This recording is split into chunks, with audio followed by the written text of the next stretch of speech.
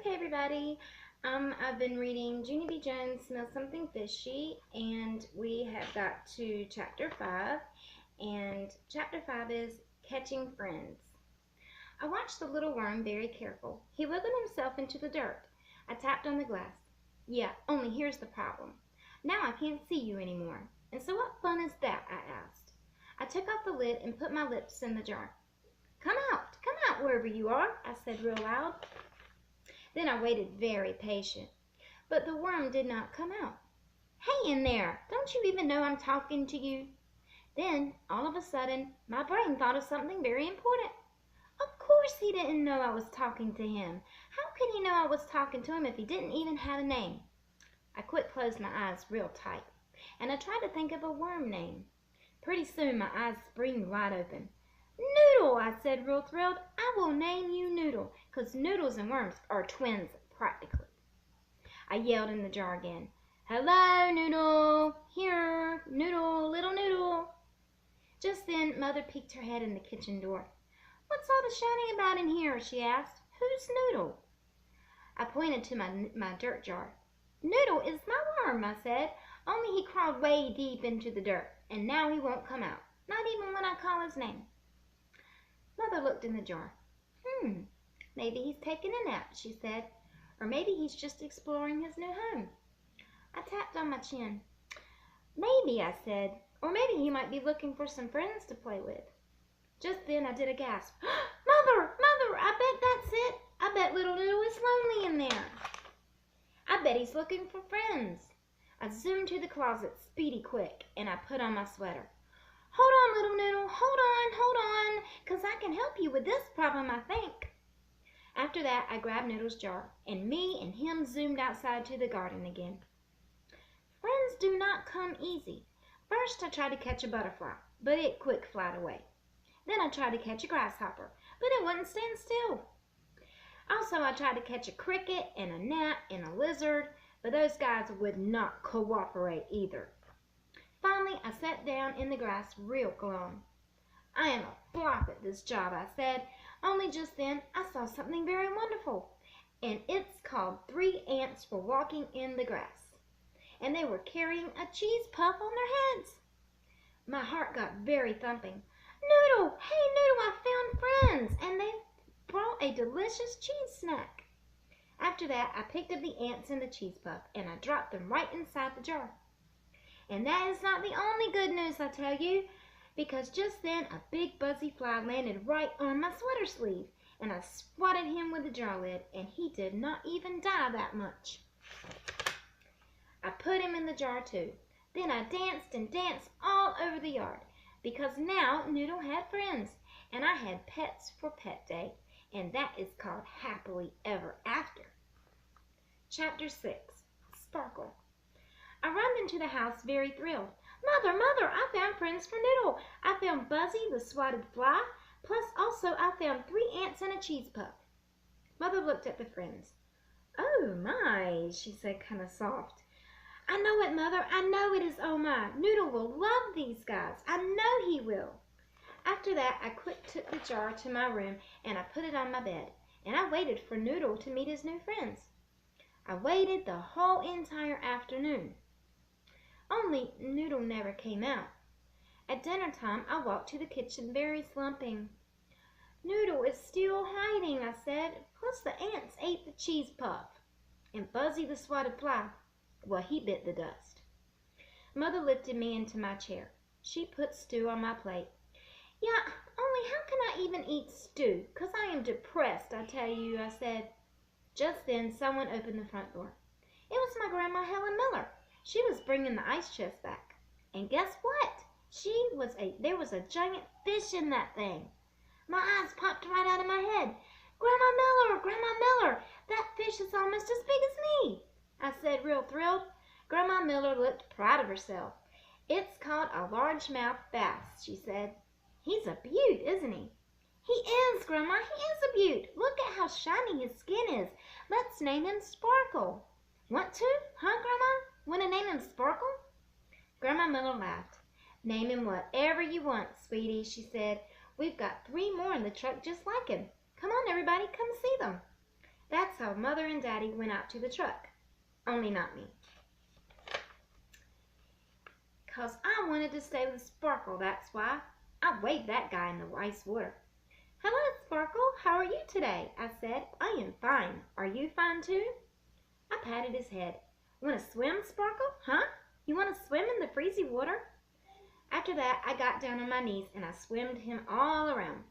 "I wish you were my fish, Sparkle. If you were my fish, I would take you to school for show and tell, and you would be the star of the show." Just then, I got goosebumps on my skin, 'cause that was the bestest idea I ever heard of. "Sparkle! Hey, Sparkle, maybe you can come to Pet Day with me." And here is Sparkle the fish in the ice chest. And she's playing with him. And I can only imagine what's going to happen to Sparkle. All right. Maybe you can come to Pet Day with me, 'cause you are way better than my pet jar. After that, I lifted that big guy right out of the water. Only too bad for me, 'cause Sparkle fell on the floor. "Oh dear," I said, "you are a chubby one, Sparkle. And so how will I even get you to school? That's what I would like to know." Just then I saw Tickle's dog leash. It was hanging over the chair. I danced all around the kitchen. "A leash, Sparkle, a leash is the answer to our problem." After that, I quick grabbed the leash and I put it over Sparkle's head, and I pulled him all around the floor. He slided as easy as pie. Just then the back door opened. "Junie B. Jones, what in the world do you think you're doing?" It was Mother. She was back from the truck, apparently. "I think I am sliding Sparkle," I said, kind of nervous. "We are practicing for Pet Day." Mother shook her head real fast. "Oh, no, no way, Missy. You are not taking that fish to Pet Day," she said. Mother shook her head real fast. "Oh, no, no way, Missy. You are not taking that fish to Pet Day," she said. "Yes, Mother, yes way. I have to take Sparkle. I love this slippery guy. Please, Mother, please, please." Mother did some deep breathing. Then she sat down next to me and she made her voice not yell. "Okay, I want you to listen to me very closely," she said. "I know you like the fish, and I know you would like to take him to school for Pet Day. But Pet Day is for live pets, Junie B, and maybe you don't realize this, but the thing is, honey, Sparkle is dead." I nodded my head. "Not a problem," I said.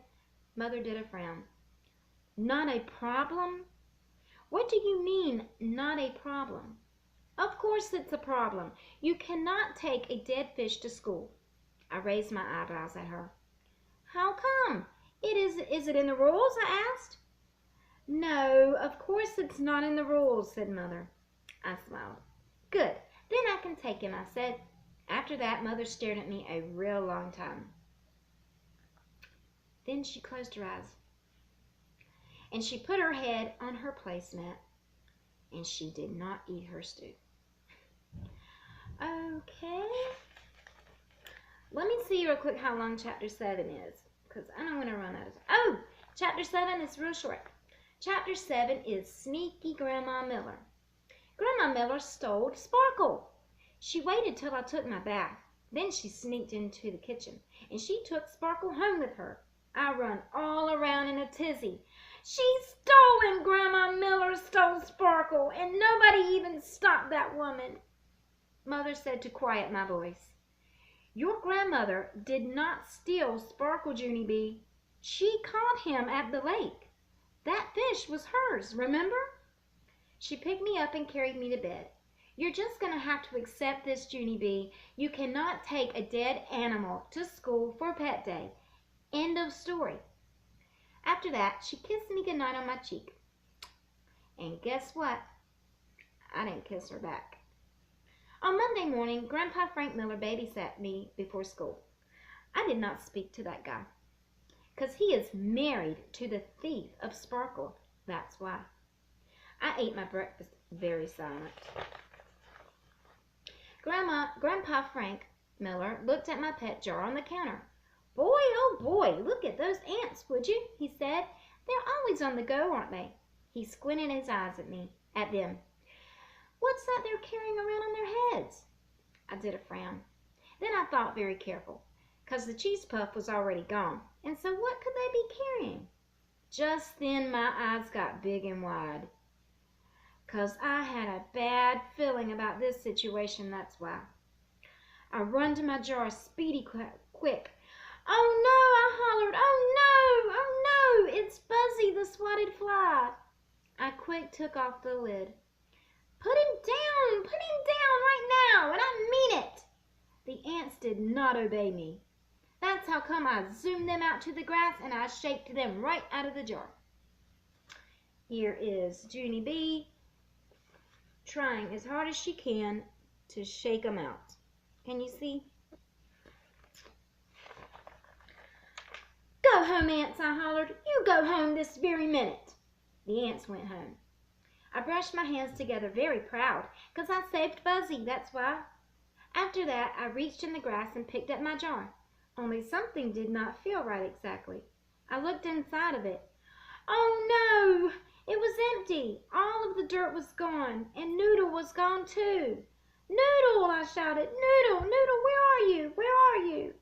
Then I crawled all over in the grass, and I searched and searched and searched. But I never saw Noodle again.